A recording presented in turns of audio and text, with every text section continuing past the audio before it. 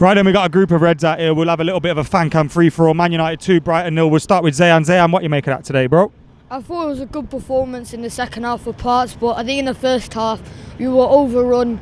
Basuma in the midfield was all over McTominay and Fred, and we couldn't really string any passes together. We were flat. The gap between defence and attack was huge, and Brighton were just exploiting it, getting in the middle, spraying it out wide, and we couldn't do anything about it. Daya made a top save there, and I think we were lucky to go unscathed in that first half. But I think in the second half things improved, but towards the end we were backs against the wall, wasn't it? And when we're playing teams like Brighton and we need points desperately, these games we need to up our goal difference. We've drawn how many games? Southampton, we should have won the game. We were poor. Yeah, Burnley, we were poor again. And I think in the second half, towards the end or at the start, we just take too long to start. By the time 5-10 minutes into the second half we're starting to play, we've already conceded, or towards the end we're struggling. And I think that under Ragnick and under so we've had so many managers who've played so many different styles, with Mourinho playing defensive football, Van Gaal with possession, Ole with more free-for-all, and Ragnick with more pressing. I think something's wrong. That it's not the manager really, because we've had so many different managers of different calibre, different styles, and none of them have worked. And the squad doesn't fit, maybe particularly for what he wants them to do as well. Yeah, I think that we've had different squads, and I think the squad that we have it's not bad. Maguire was a top centre back before he came here. Sancho was top quality for Borussia Dortmund. All the players that we've had, they're not bad players. They're not poor players. Fred was a top player in the Russian league for Shakhtar in the Champions League, and I think that as soon as some players are coming here, that the confidence is gone, and the way that they're playing is just not the same as they were before. What's your thoughts on top four? You think we're going to get that?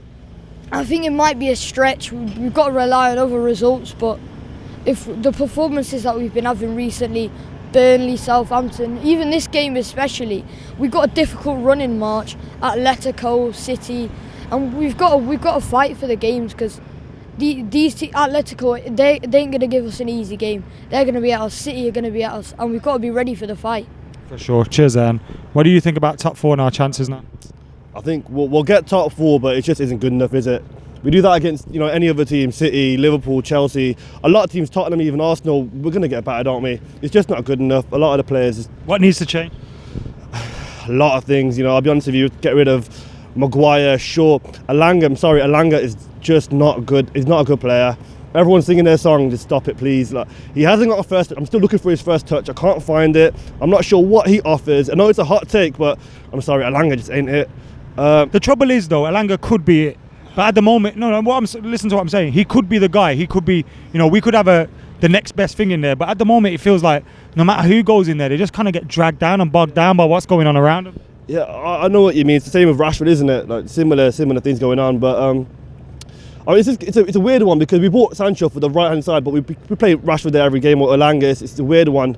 I'm just not sure what we can do really with any of the players. Really, a lot of them need to go. A lot of them. I'm not sure who we keep. Like Pogba, Bruno, Ronaldo.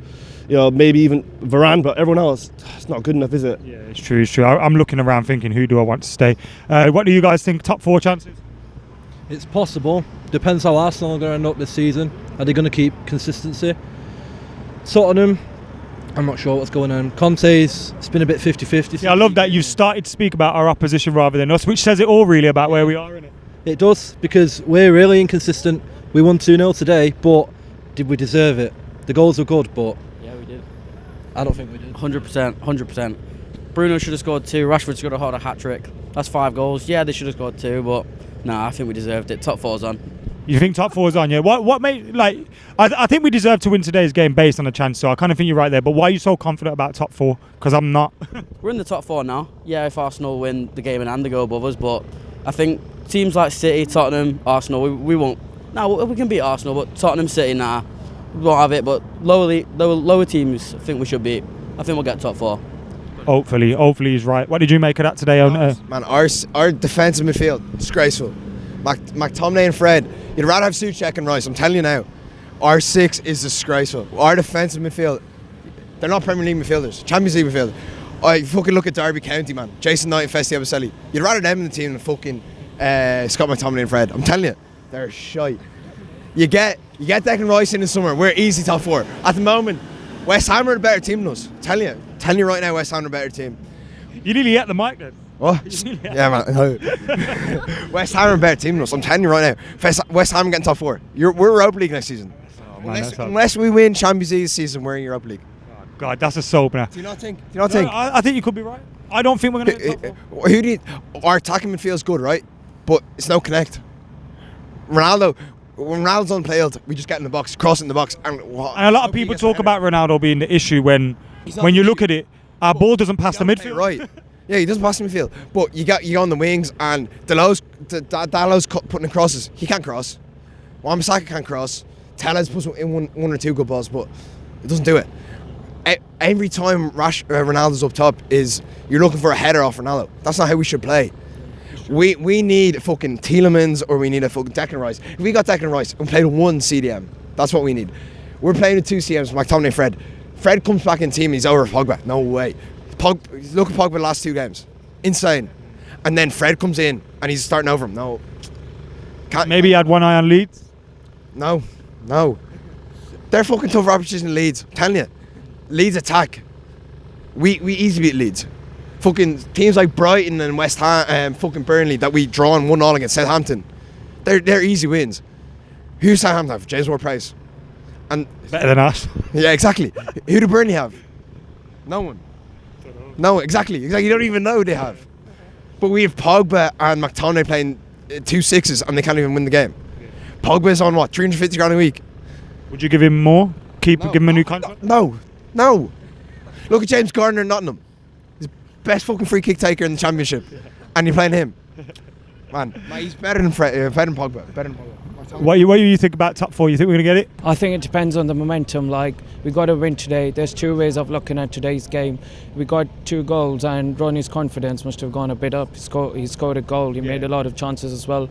Let's not forget the Champions League is coming up, so it's Ronnie's backyard. He's got to have that confidence. But in terms of top 4, I think if other teams bottle it up and we keep on scoring against lower teams and try and hold the fight against the top 4 teams, then yeah, we might have a shot at it. But I think it'll go down to the wire for the top 4 spot.